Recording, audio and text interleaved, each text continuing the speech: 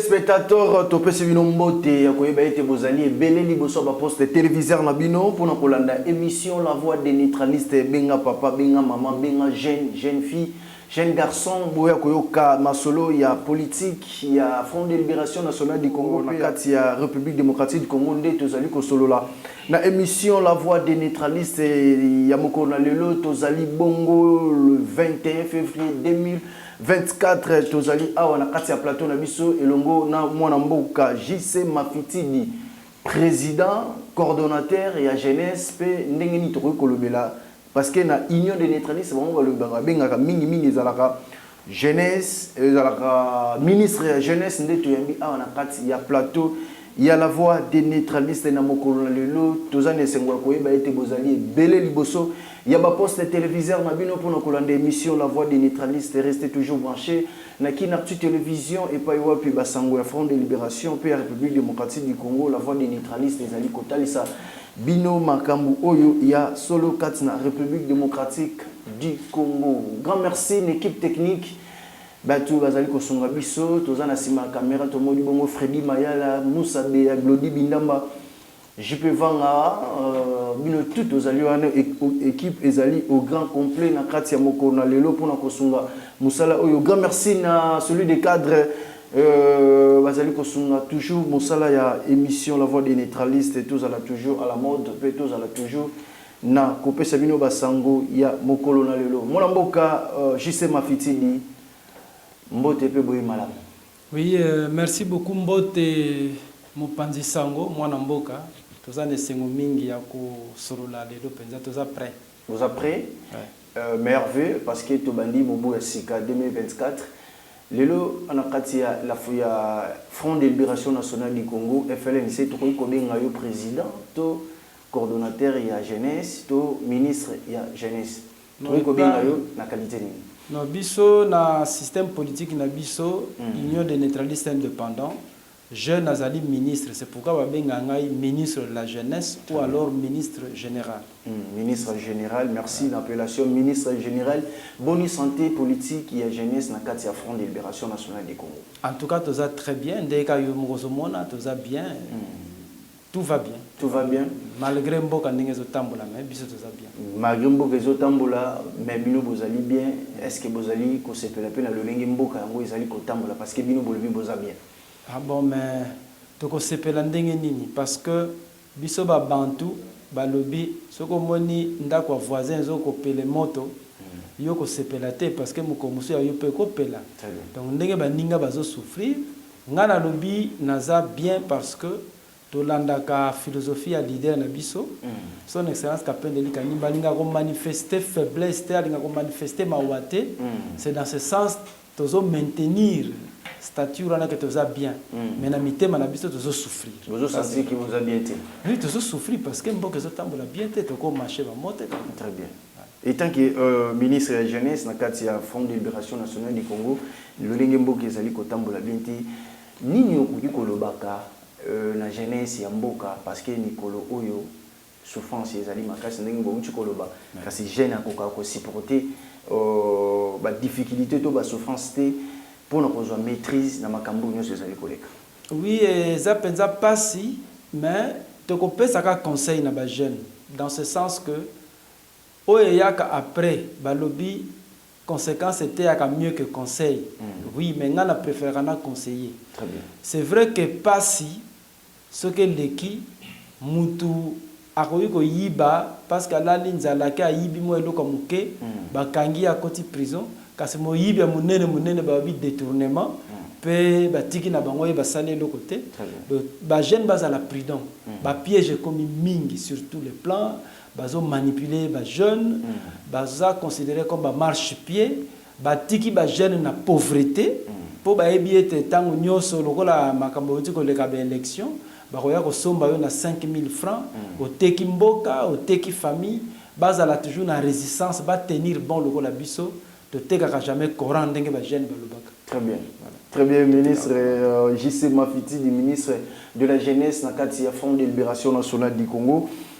Nayoki abouti ko lebela likambo etali élection jeune akoki ko za la manipuler kasi tozonga mwa nsima ya likambo yango na kati ya Front de Libération Nationale du Congo tomonaki ba jeune mususu bakendaki kotika mikanda na bango na kati ya seni pour na maponami kasi makambo tomoni na kati ya élection to ba résultat kasi ngambo ya jeunesse ya FLNC tomoni ata moko oya longi na kati ya maponami yango ti l'artiste na bino ko kozala nini par rapport à la jeunesse. Bon, d'abord ba élection le cas qui est parodie d'élection, les élections peut-être les nomination. La preuve en est que ngamoko naza témoin, ngamoko naza qui candidat malheureux, candidat malheureux. Très bien. Bon, fait élection za qui nangote to kozonga peut-être en détail. Mais makambuto moni on a tout à l'heure là, batiki peuple na pauvreté. Muto azali na nzala ventre affamé na point d'oreille. De telle manière que okoya ko kosaye au pesiata moi eloko muke andimi nyoso yo koloba. Mais encore malgré ça, atako bato ba pesa ki ba mbongo, ba sala ki boyben ezala ki ba élection te mais ezala ki ba nomination. C'est-à-dire un groupe de gens ba bengi union sacrée, ba yokani ba sangani, ba tie mutu na bango kadima pour ka favoriser bango asali mambutu donc eza réalité, eza vérité, élection ezalaki te, kasi ezalaki ba nokola choix ba poni oyo. D'ailleurs la preuve en est que entre bango bozoka, peut-être bozo mona ngote mais au fond bazoyoka na te. Oya lobi non ngai na ndimete na ozwaka 15 députés. Wana kuna lobi anga pena 20 députés za mukendo nde bayoka naki moko abimi gourmand azui bango nyoso tout a raflé bango nyoso tout.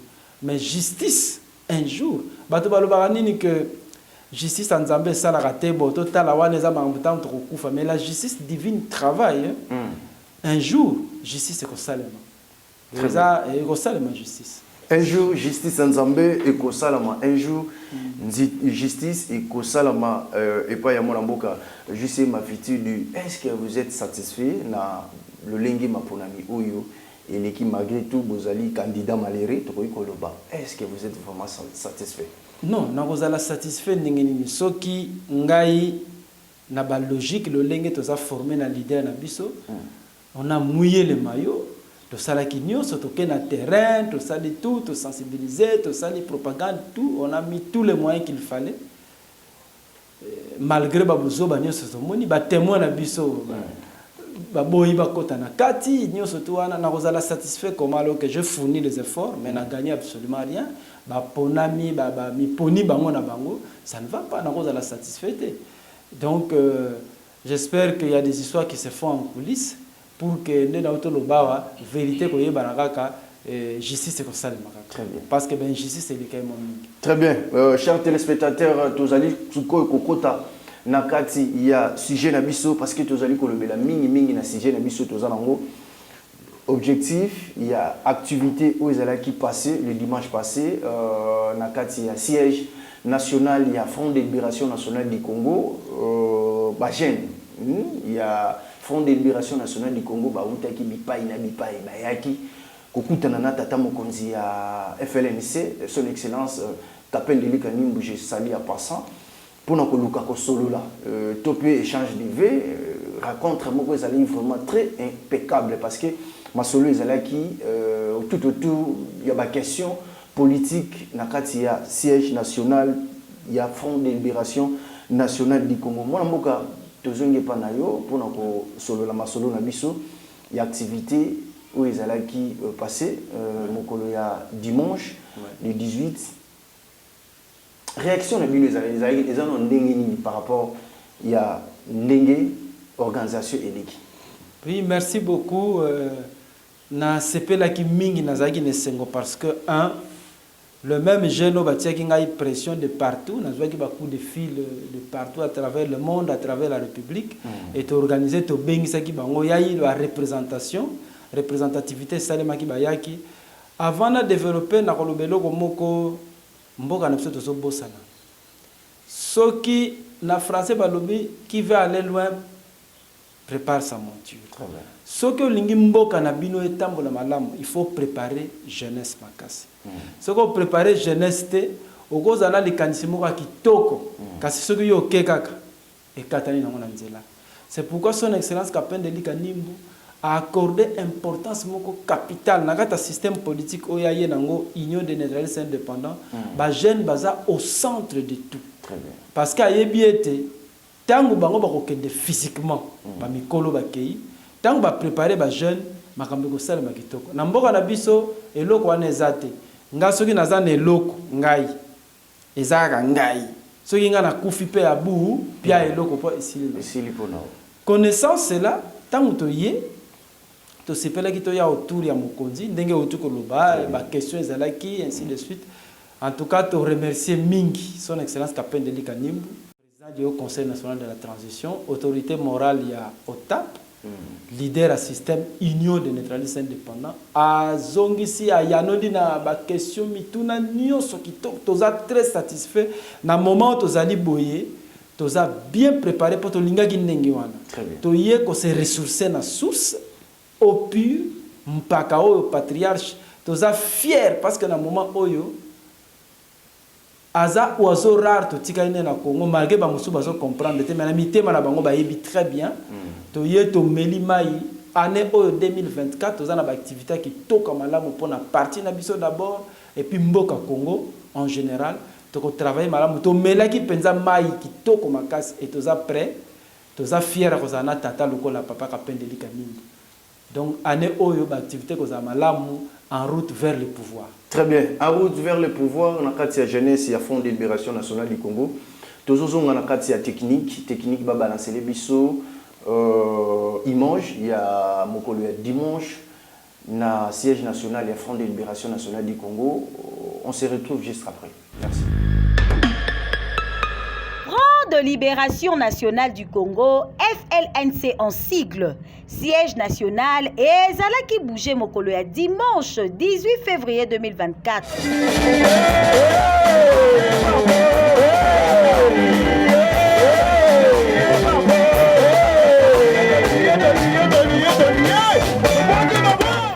Délégation Yaba jeune ya Moamba, Lukunga, Funa, Changu, et l'ongona ba jeune ya Congo central, basangana ki lokola motomoko.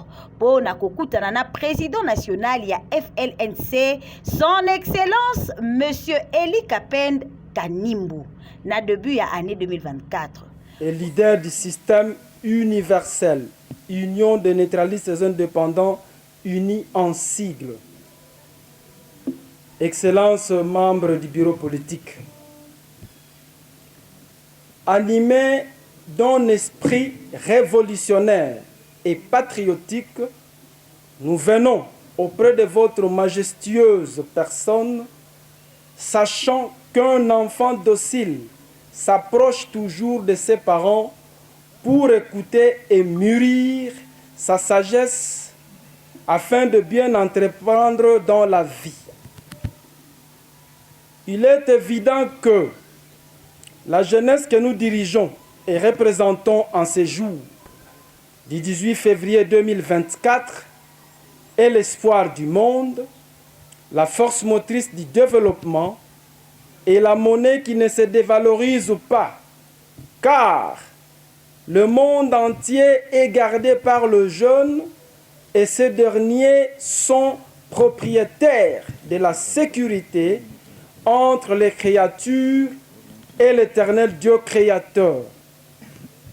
C'est par et dans la jeunesse que nous devons construire la politique, la spiritualité, l'intelligence et la société.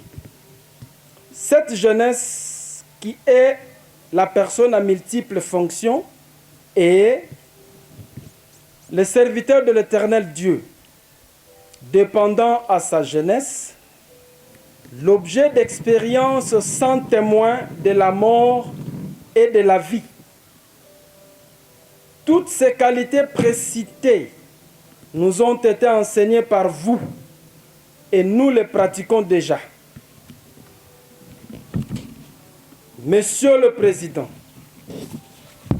pendant que nous sommes ici autour de votre auguste personne réunie, l'est de notre pays, la République démocratique du Congo, brûle depuis des décennies. Il est à signifier que le FLNC est un parti sauveur des nations et vous êtes l'artisan de la paix. Vous avez hypothéqué et sacrifié toute votre jeunesse pour la libération non seulement de la République démocratique du Congo, mais du monde. Sur ce, nous ne cesserons jamais de manifester notre gratitude parce que c'est grâce à cela que nous sommes aujourd'hui des produits finis et prêts à apporter la paix dans le pays et le monde à travers l'idéologie neutraliste indépendante que nous avons bénéficié de vous. Certes, en votre qualité de président du Haut Conseil national de la transition, à Saint-An, sigle, patriarche, étant libérateur dans la lignée des libérateurs de la première heure de notre pays, depuis l'indépendance, nous, les jeunes, sommes prêts et disposés d'accompagner vos actions politiques en cette année 2024 dans le but de favoriser le retour de la paix en RD Congo, Afrique et le monde. Car nous savons qu'en tant que patriarche, vous êtes toujours écoutés. Cette jeunesse ici présente a suivi avec beaucoup d'attention les instructions et orientations que vous avez lancées pour cette année nouvelle, et nous allons nous atteler également à la sensibilisation et mobilisation pour favoriser l'implantation de notre cher parti dans son système Union de neutralistes indépendants pour former une société neutraliste indépendante. Que vive la République démocratique du Congo, notre pays, que vive notre système politique uni, que vive les FLNC, que vive la jeunesse, que vive la paix globale dans notre pays.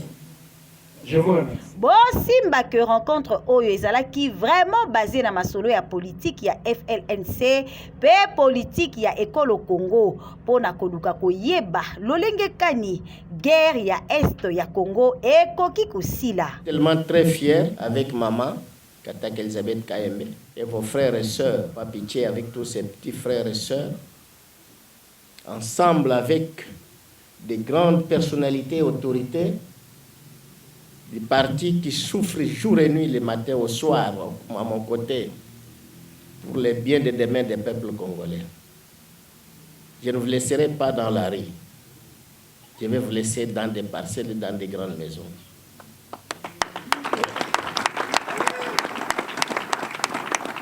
Je ne vous laisserai pas avec vos sœurs qui doivent contourner la ville avec des bananes dans des assiettes pour aller vendre, avec des assiettes pour aller vendre des gâteaux. Mais je vais vous laisser dans des bureaux pour un développement de la nation. Vous m'avez accompagné depuis le maquis et vous m'avez amené dans le pays. C'est une des questions que je n'ai pas encore données, mais j'ai voulu informer particulièrement votre collègue qui vient de me demander à quand je peux être au Congo central. Je pense que ça fait maintenant 18 ans que j'ai promis, je prépare un jour, je dois arriver. Et je compte arriver avec un drapeau comme tel qu'on vient de me donner qui flotte de la victoire des paix des peuples congolais. Parce que je sais très bien que je compterai visiter la province qui investit toute la République au développement. toutes les industries de la République, ça vient à l'embouchure du fleuve Congo à travers l'océan Atlantique. Et c'est éparpillé dans toute la République. Il ne faut pas la visiter simplement pour visiter et accueillir ce qui est là. Il faut amener ce qui est ici par là pour un développement dans des zones qu'il faut la nécessité. Jeunes du FLNC, jeunes de l'OTAP, vous jeunes du Haut Conseil national de la transition, 2024 et au-delà des années qui procèdent, soyez dignes comme vous avez toujours été, collaborez ensemble sans distinction d'un parti politique, car le bien de la nation vous concerne vous tous, les Congolais et Congolaises. Essayez de dire à vos frères et sœurs qui se croient encore être les hommes de la rue pour sauter contre ses frères. Donnez-les les exemples que vous avez sauté avec les armes à main, mais ça aboutit à un mauvais investissement. La réalité est de vivre ensemble, de faire une jeunesse de qualité, une jeunesse intelligente, une jeunesse de victoire. Je vous assure, toutes les questions que vous m'avez posées, c'est déjà dans mon calendrier. Et cette année, nous allons accélérer plus beaucoup. Et là où ça n'a pas encore arrivé, ça doit déjà arriver. Mais il suffit seulement, soyez ma ceinture et je suis votre tête, locomotive. Je vous remercie. Ambiance ezalaki ya makasi na siège national ya FLNC. Boyende ezalaka bana oyo basololaka na papa te, baza bana oyo bazangi bénédiction. Yango biso tolobi kaka bovan na jeunesse ya FLNC. Voilà, chers téléspectateurs, wana bouti kolanda image ya ndenge ba activité ya jeune, ba jeune ya Front de Libération Nationale du Congo, ndenge bakendaki et puis il y a Tata Mokonzi, il y a Front de Libération Nationale du Congo, son excellence Kapende Li Kanimbo. Mon amboka tozongi pa na yo awa tozali ko solo la vraiment, tozali besoin koyeba objectif et activité oyo tobuti ko lancer ezali nini. Liboso vous allez quitter, vous allez ko salaté, mais kasi ba année passée jeunesse ya Front de Libération Nationale du Congo. On dirait que moi qui na moment moko mekasi na moni 2024 jeunesse et télémi makasi pe beaucoup mina organisation d'activité belé. Quel est l'objectif? Il y a activité où il bossala qui dimanche passé. Merci mon Pandisango. Objectif est ka be moko to yé ko se ressourcer et pas ya leader parce que biso tozo travailler dans le vide. Tozana ba improvisation te ezate loka bato mususu aya komi na responsabilité azoye bata ko banda wapi ko sala ni na bandi ko meka meki o esibité ameki o este biso tozana tout un système politique. Tozana leader aza vivant. Alors nako kende na makambo nyonso ko sala parce que en ce moment bazo préparer biso. Mutu lokola nga naza déjà plus de 20 ans autour ya leader. Chaque fois zo préparer ngai soki na accéder na pouvoir. Nako sala nini pona mboka nako hésiter te nde naza bona yebi bien que so na koti le na bureau na ngai nako banda boye nako sala boye par rapport au système politique tozana vous avez la faiblesse liboso ya Kanyaka parce que Kanyaka etambola na ba bureau soki le lo la jeune bino boye Kanyaka ye vous avez la faiblesse au tozali au monde.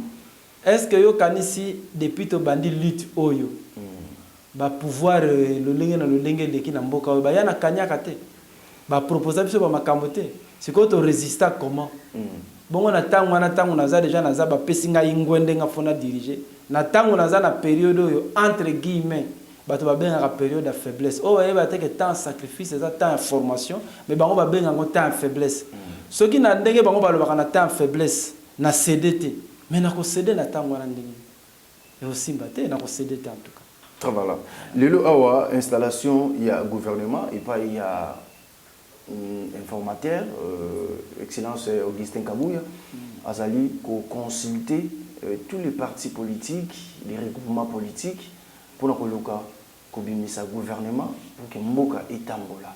Lelo soki toyoki ba jeune ya Front de Libération ba koti na kati ya ba institution ba travailler nini oyo biso tokozo ya malamu epai na bango bien population en général. Na uti koloba awa on ne peut pas partir du néant. C'est-à-dire que bato ebele tozomona il y a pas de saut métier bien sûr mais mutu muso autika kana eloko songolo directement comme ministre. Mutu moka utika na eloko songolo directement comme député. Mutu utika ka boyeloko moko te mbalama comme mandataire public. C'est-à-dire azata na oba benga te background base moko boye azana ngote fondement ezate aza formé te aye akomi wana abandiko yekola sur place. Nde bozomona ba konzi ebele na mboka na biso akosilisa mandat ya liboso na koyekola. Donc ako travailler pour la population te. Échec total. Soka bandi deuxième mandat le bon na lingisi kona sa la population. Na ba croque en jambe ezalaka na mokili oyo.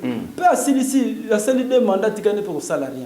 Mais par contre biso nous avons eu le temps na lobaka toujours papa na biso notre cher leader, notre cher président a eu grâce na bamboka wa tamboli par-ci par-là. Il a travaillé avec des présidents de république, il a travaillé par-ci. Ayebi lo lenge mboka tambola. Nde yango zo pesa biso sekele. A pesa biso sekele tala mboka tambola kabuye. Soki ba tié na poste tel, oko sala boye, oko manda boye, oko kende boye. Soki ba donc toza déjà préparé sur yango. Toko sala improvisation te, toko sala na hésitation te, toko banda ko tâtonner te non. C'est que ce que qui gêne ya FLNC à côté kuna ko mokonzi, yo moko ko observer, il y aura toujours du bon parce que na ko appliquer mayenga na yekoli. Très bien. Parce que attention, il y a une différence entre ce que nous apprenons à l'école, théorie, na pratique. Pratique na terrain za makambo nango. Ba ko yebiso na économie soko sali bo mais na terrain réalité za mususu. Il faut préparer mutu na makambo okuta na na terrain biso. Lokola président na biso amona asala na ayebi ndenge zalaka le biso doit préparer ce que to kosala ka mamba bien buzobe bozate le lot na kati activité où ezalaki organisé na je le cite tozalaki invité tout monde qui vous les ministres boye ki liboso ya tata mokonzi boye ko remettre un drapeau il y a parti pour yé akoyi ko pesa bilo mais bilo ministre boke ko pesa yé drapeau il y a parti il n'y a que l'accent symbole au bino bosalaki. Merci au moni parti oyo mon panzi sango Eric et sali mingi na mokili oyo banda na mboka na biso pe mboka mususu et bundi mingi ba héros ba kufi ebele bazana sama bele ta musona bana bango mikolo par ingratitude na mokili bazo souffrir na reconnaissance wana ya bato ba kufi. Le président Aza Mouto a participé à Makambouana. Parce que bien que si tu es solo là, na kala, tu as un parti politique militaire. Tu es comme civil depuis 2009-2011. Alors, na reconnaissance, il y a des héros qui sont donc, dès qu'on peut ça, président Kadote, et ça symbole de Salaki, qu'on a un président que par rapport à nous, au monde na vie, par rapport à nous, au Tangisi Biso. Biso toza fidèle na bino to ko tenir bon ti na suka parce que to linga te mboka oyo eza na posa onga na benga na lo français père national tata moko loka papa ka pende dika nimbu azana savoir azana connaissance azana expertise de aza complet na mamunyo surtout toza na posa papa lokola papa wana message na suka mboka exactement alors donc on remettre de pona les sages biso to kolanda maloba na bino ba instruction na bino enseignement na bino te na suka poto yebi ke bendele ko telema to ko pouvoir mboko to ko diriger yango pe population ko bongo. Très bien. Moi mboka JC Mafetili tozali ko avancer na masolo na biso est-ce que ba activité oyo ndenge bobandi na mobu ya sika année 2024 et se limiter pour peut-être to koya na l'étendue to lobby tous en activité et belé à Kosala, mais sur le plan de l'organisation, les alités est comme invisible. Est-ce que vous avez une activité où vous avez tout autour de la ville de Kinshasa, dans la province, la République démocratique du Congo. Oui, l'activité est belée. Nous avons étalé dans le news surtout dans le moquet, mais quand on a est-ce que tu as bino journaliste, le lingue to banda ko évoluer, mais sinon nous sommes déterminés il y a ko faire connaître il y a ko lakisa na bana ya Congo o biso to zala ngo ya motuya o bango peut-être ba yebité ba konzinyoso ba yebi na bango mais bazo faire fi pour na ba intérêt égoïste.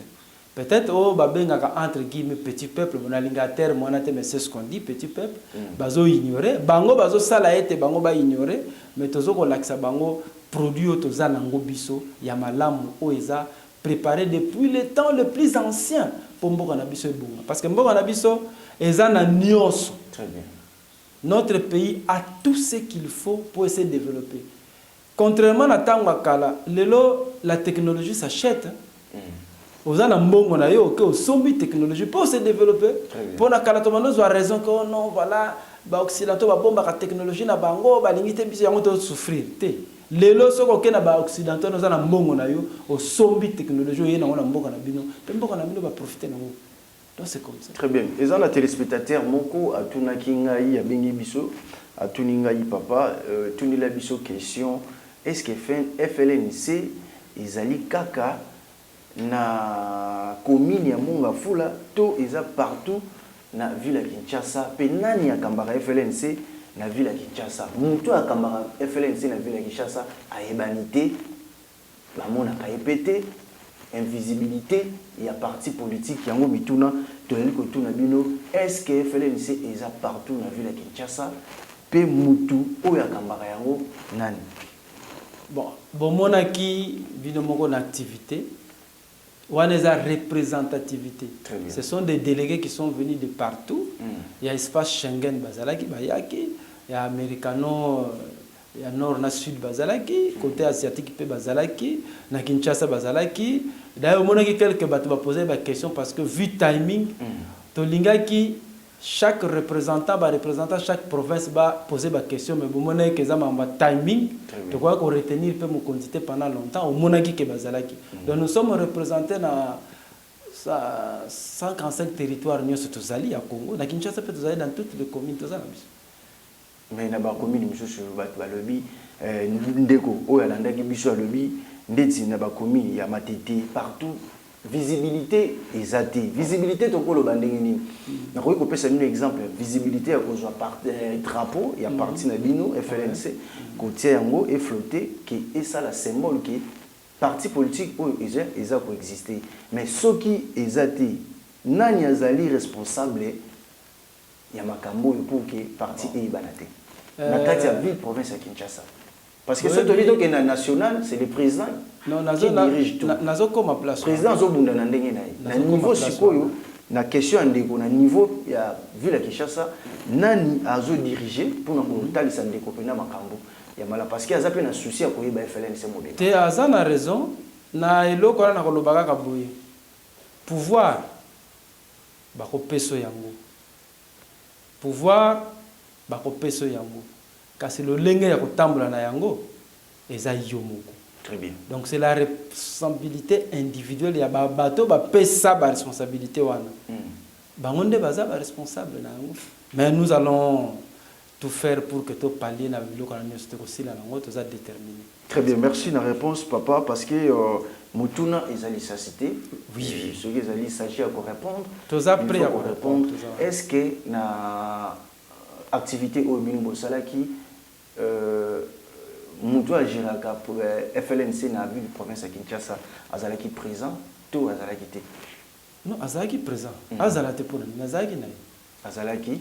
Voilà, ezali tuna oyo bandeko balandaka biso vraiment la voix des neutralistes ba komaki pe balobaki to tuna.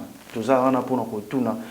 Installation il y a gouvernement moi mboka tozongi na kati ya masolo na biso. Est-ce que FLNC a cause de la concilité? Bon, Owana ils dépendent de la bisoté. Owana faut que nous poser question à un informateur que ceux qui ont consulté biso. Mais tout ce que moi je peux dire, les sages, oyo aza na ba solution na ba problème nyonso ezo mine mboka Congo aza na ye présent aza wana son excellence Kapende Lika Nimbo azali aza mpaka au milieu du village aboyaka mutu te eloko moko te oyo aza nango comme savoir connaissance ba secret to aza nango soki baye ko consulter ye akopesa ba secret ko boya te donc ça dépend question wana faut que nous poser un informateur na ngai te. Voilà, merci. Mais voilà, c'est qui me répondre quand même. Qui m'a fait question, parce que répondre moi quand moi, au PC moins éclaircissement par rapport à la question. L'année tous allus qu'on va. Moi, je sais ma fille FLNC n'a pas gêne. Mais en gros, l'année bazali kotambo sa partie.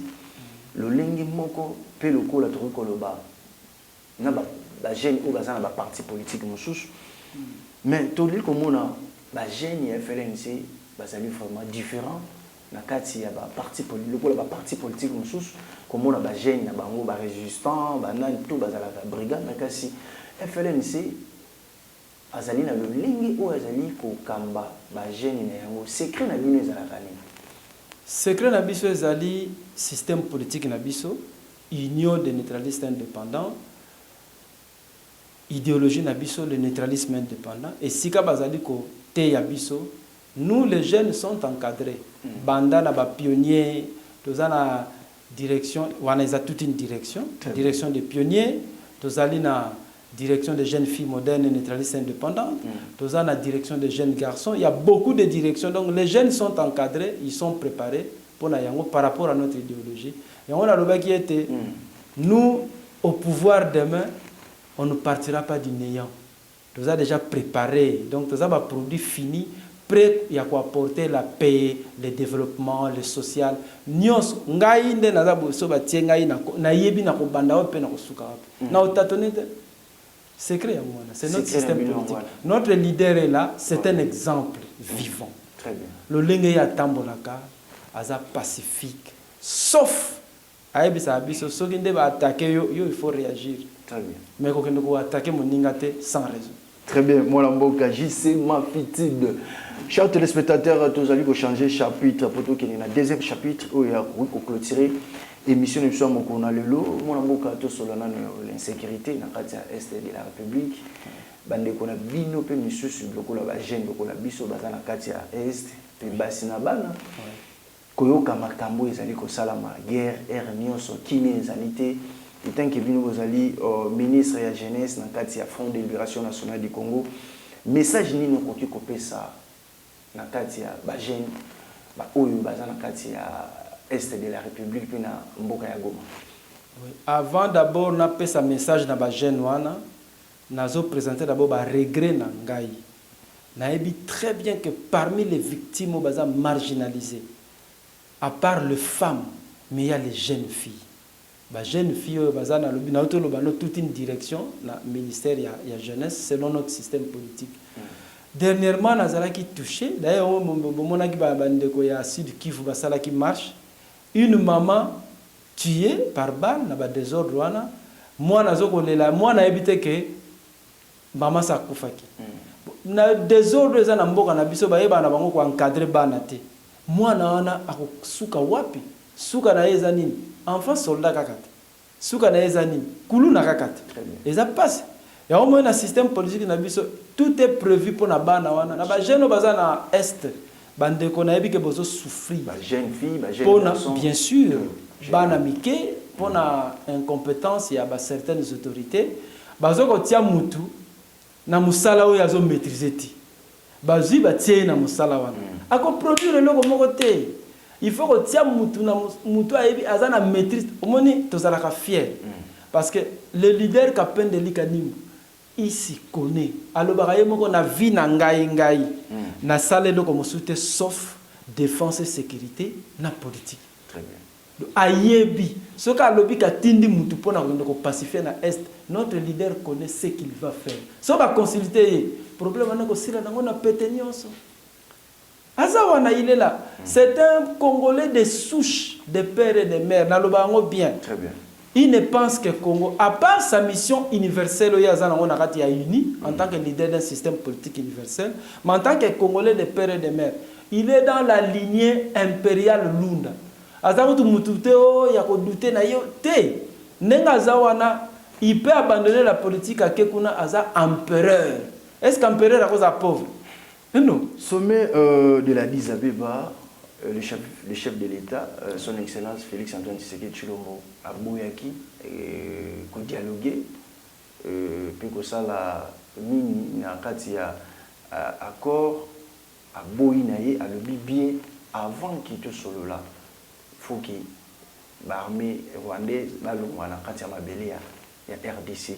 Et tant que vous, le ministre de la Jeunesse, dans le Front de Libération Nationale du Congo, parti politique où ils ont une expérience na niveau politique et militaire parce que bolongwa déjà lecture na bino pour cause na action peut acte où son excellence président de la République à Salaki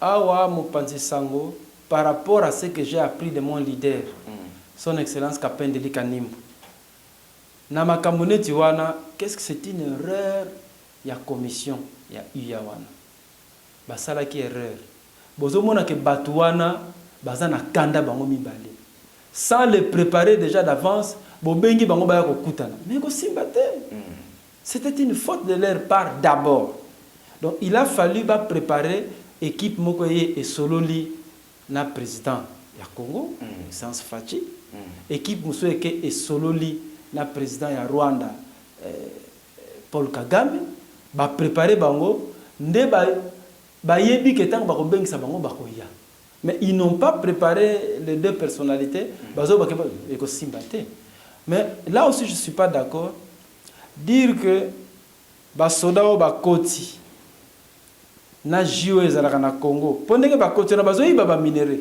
ne pensez pas qu'ils sont là seulement pour blaguer, ils sont en train de piller l'est de notre pays. Basali administration na bango et consort bomonaki balakisaki administrateur du territoire ainsi de suite. Ne pensez pas que nde bazo salawana kaka na pété boy. Nous avons appris, il n'y a pas leader na biso. La meilleure défense c'est aussi l'attaque. C'est un pacifiste. Je reconnais que leader na biso yekosi biso la guerre c'est un mauvais investissement. Mais na lobaki boy. Ayebi saka biso pe boy. Kanda feza la pembeni yao. Pour ceux qui vont attaquer, il faut réagir. Donc, pendant qu'ils ont attaqué notre pays, nous devons réagir. Mais apparemment, réaction, bon, je comprends. Ce sont des incultes qui sont là. Ils gérer ma caméra, bien. Expérience. Pour terminer ça, il faut faire ça. J'ai dit tantôt, il n'y a pas longtemps, que Mamba Est est leader à Yebi. Nani akosola na ye nani akokuta na ye pour makambo si les gens possible ba concilier kaka non ça. Est-ce que le président Kapend, président national il y a FLNC a occupé kozala consulter tout appeler na sommet il y a Addis Abeba pourquoi pas y a kozala wana pour appeler ça maïli ou il y a yebina expérience na.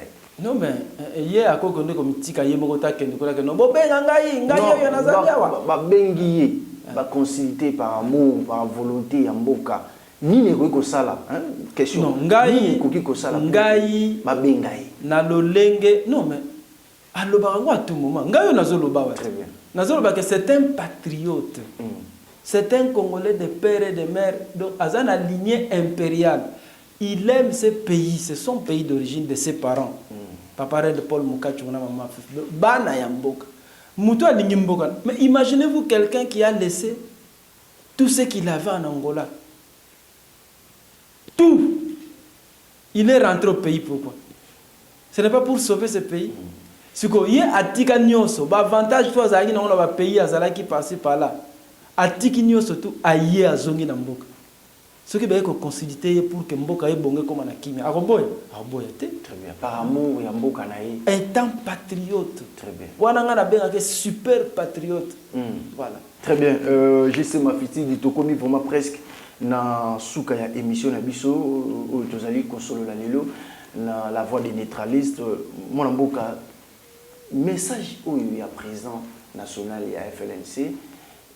Mon collègue a dimanche ndenge ya lobelaki ba jeune na niveau ya est et tant que vous ministre de la jeunesse boyokaki yango ndenge nini parce que belé balela ki ke papa sala kaka eloko étant qui responsable ya jeunesse na kati ya FLNC l'impression na bino ko ezalaki ndenge ni temps qui tombe yokaki tata mokonzi ya FLNC. Oui, j'étais ému vraiment lokola batunyo surtout ba jeune surtout pour balela ki penza effectivement pour un problème ya est eza problème eza na mitema na biso zo sala biso pasi mais na uti ko lobango tout à l'heure là le leader est là. Je vous le dis sans embâche, il a la solution ou des solutions. Il suffit que va concilier, va payer ça espace, il va pacifier. Évidemment, il va participer à la pacification en Mboka. Il est prêt. C'est pourquoi Bisso ba jeune ya FLN. C'est le cas de l'inga Mboka na Bisso. Le lingue to yebeli leader na Bisso président na Bisso. Il y a un peu qui ba jeune ba poser ba question. C'est dans ce sens-là. Nous compétition avec tous les jeunes de l'Est. Baza marginalisé. Terme na linga pena ko talandi bazo sala bana basi de bazo sala bana ya basi ba maman ba jeune fille ezo sa Bisso passe. Mais ça ba oyo baza na clé. Ce qui ba yekaka pan et silino. Mais ça dépend d'abord. Mais sinon, le leader est là, nous sommes prêts, on est là. Toutes les manières, on a les italien insécurité. Tolandaki message à notre première dame, Maman Nabiso, la prière de la nation pour Namboka, Nengi Basalaki, après ça qui message pour Goma Nabiso, la Sir Bolandaki. L'impression est bien que vous allez tant que moi Namboka ou un souci Namboka. C'est très compliqué. Mutuwa abimisa ki maloba ye mokonda yebi vrai sens ya maloba na ye mais bon na se poser ki ba question moi ebele ke ba kozwa na bango mais ata bazui lobi to kende ko récupérer bon à mon humble avis je préférerais plutôt que to bunda po bazwa to kufa nde sikoyo to zelate ke soki bazui nanu bongo to luka to kufa te to kufa nde sikoyo to récupérer mabele na biso. Mais yé moko mutaloba ki maloba na ye ayebi secret za na mutema na ye nga na yo to kokota ni.